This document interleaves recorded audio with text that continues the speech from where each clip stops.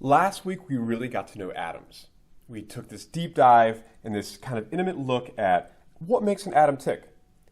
But we really left out something important. You may have realized that, there's really two worlds to an atom. There's this nucleus with all these little protons and neutrons, right? And then you have this world of electrons, which, classically orbit this nucleus at these different quantum energy levels, right? And you probably noticed that we really only focused on this world of the, electron orbitals and what's happening when you excite them and these electrons jump to a higher level and fall back to a lower level. But very sadly, we kind of left out and we kind of ignored this world right there, the world of the nucleus. And I think the nucleus was a little bit sad last time. So this whole week is about focusing on what is the physics and the mystery of this nucleus. What is it that makes this nucleus so powerful that it could either light the entire world with its energy or destroy the entire world with its power? And these mysteries are very fascinating, and there's a lot of implications for cosmology and just fun dinner conversations. So with that said, we will dive in. As always, first the quote of the week.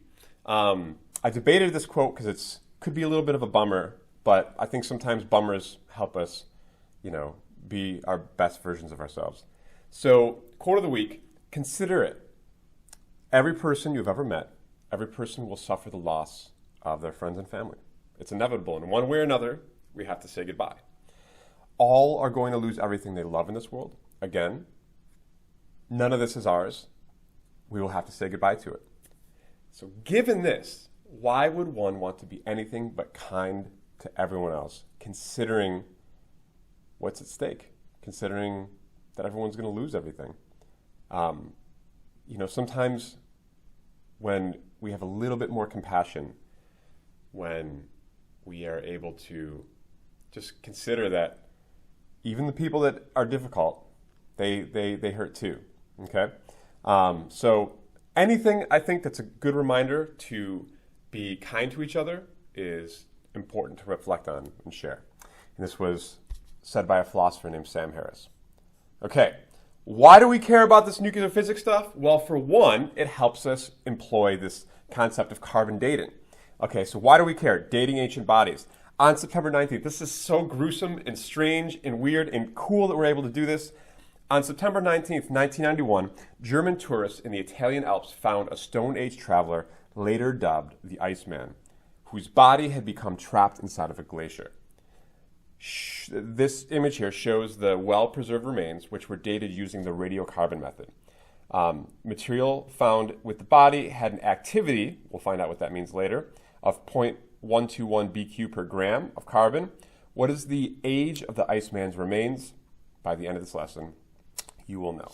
Okay, so let's dive into the nucleus. The first thing we should probably know about the nucleus is how to count the stuff that it's made out of.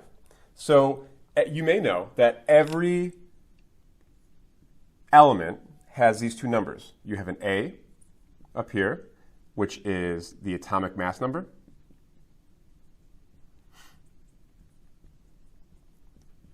And then you have a Z down here, which is the atomic number.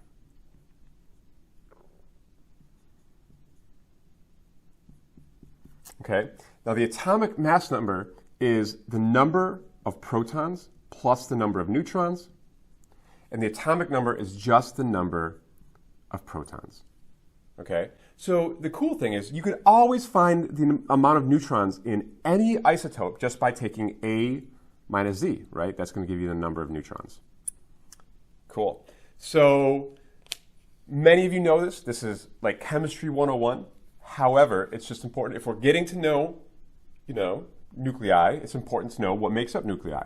We have protons and neutrons. The atomic mass number tells us how many of both, and the atomic number tells us just how many protons, which is really saying what element are you? Because remember, the number of protons is the one feature that really defines what element we're talking about.